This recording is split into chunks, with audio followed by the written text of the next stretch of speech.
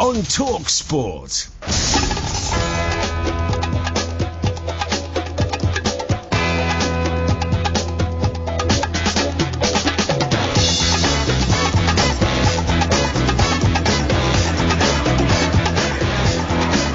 Good afternoon and welcome to Wembley. We're the two mics and we'll be keeping you right on top of things ahead of the EFL Cup final right here live on talkSPORT. Jose Mourinho wants to win every tournament he's in, and this could be the beginning of a massive haul of trophies for him at Manchester United. But could Southampton ruin his plans in a competition they've never won? 08717 22 33 44. We'll also be checking in with White Hart Lane, where Spurs are taking on Stoke, and of course we'll let you know if there are any goals going in at the Norwich-Ipswich Old Farm derby. There was a goal, but it's been disallowed. You're listening to the EFL Cup Final Special with the two mics live from Wembley on talkSPORT.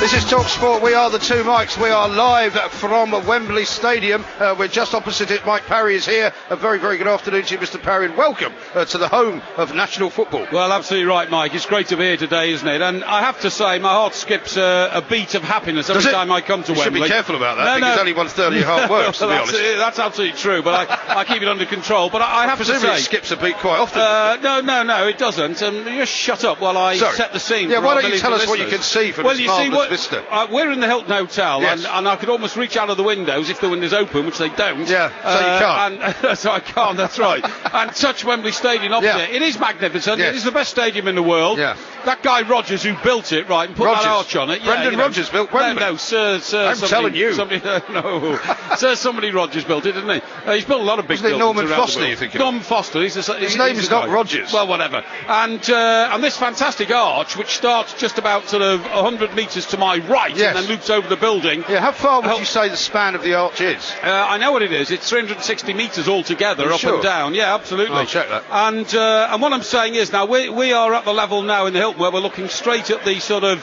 the footpath level on the edge of the stadium. Now, what I can also see, of course, because most of Wembley Stadium is glass, I'm looking right through the windows, and the corporate hospitality... Well, the windows are all glass, certainly. Yeah, the rest of the structure is not glass at all. It's just about to start up, right? And that means that all the bars, the restaurants, that the biggest restaurant in London, in terms of its size of its roof, is inside Wembley Stadium. Is that right? You know that? Yeah. How many people does it seat? About 1,000 or something like that. The kitchen must be busy.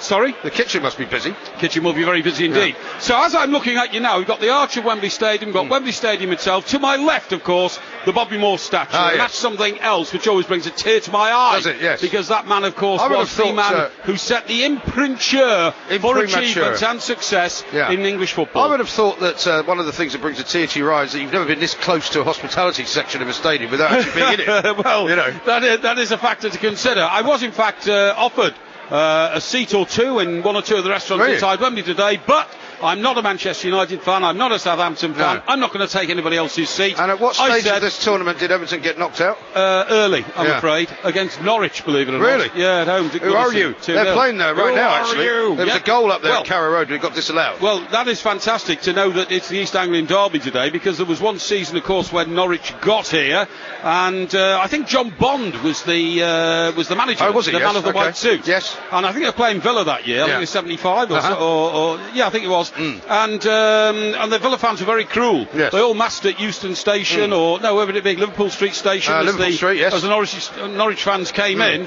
And as they came off the train, they'd never been to Wembley before. Right. They all gave them the "Ooh-ah, ooh-ah, ooh-ah," Who are you? Started chucking carrots at them and all that kind of stuff. Bad news, by the way, for old Who Are You? They lost yesterday, didn't they? They did, I'm afraid. But they had a good victory during the week. They beat Wolverhampton Wanderers. They did. That's true. Yeah, Ian Holloway is not doing too badly. Let's get back to where we are now. Southampton were here in '79, weren't they? They were here in '79. The League Cup final. League Cup final lost 3-2 to Nottingham Forest, that's right. I recall. Yeah, second win in a row for Nottingham Forest back then. Second win in a row. You're absolutely right. Now let's just get back to where we are now. We are on Wembley Way, just to the right of Wembley Way. We're just past the arena, aren't we? We're just past the arena. Despite the fact that the new Wembley is 3 times the size of the old Wembley, and of course it's a much more magnificent structure. Yes. Wembley Way's not been lost, and I love it. I love the fact that we came out of Wembley Park Station this morning, we walked up Wembley Way, and the atmosphere already then, 2 or 3 hours ago was building. Yes. And it is a magnificent occasion. Manchester United fans will be pretty used to this sort of thing, although they'll be glad that they're back at Wembley finals after their fallow years. This very hotel that we are in houses the Manchester United team. It certainly does. And they've been here so often that they've got frequent flyer miles from being here. Well, you're absolutely probably right. But for Southampton, of course, it is a great thrill.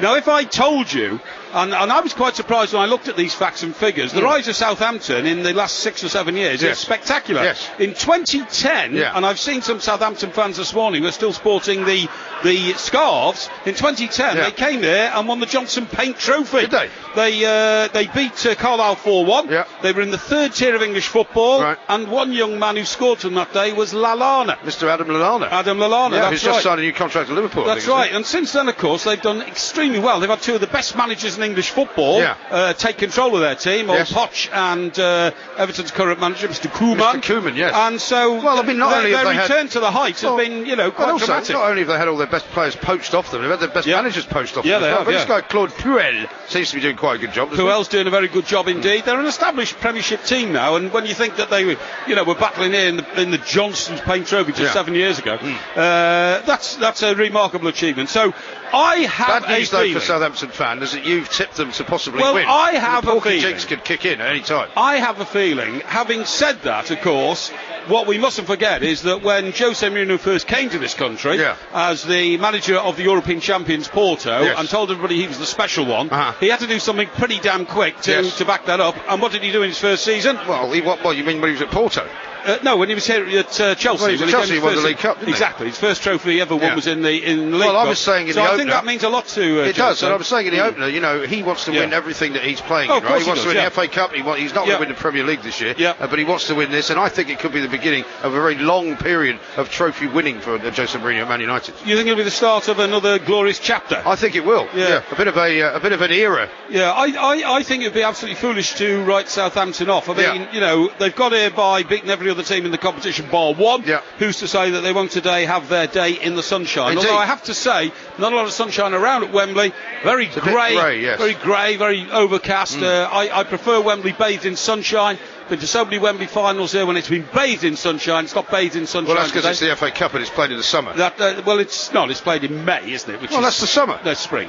You think May is the spring, do you? I also like the Charity Shield because that is played in summer. That's sort of played in August. That's the other reason it's hot then. Anyway, listen, we haven't got a lot of time on this show. Okay. It's only 2 hours, right? Okay, well, don't waste any of it then. You're waffling, right? Because we've got some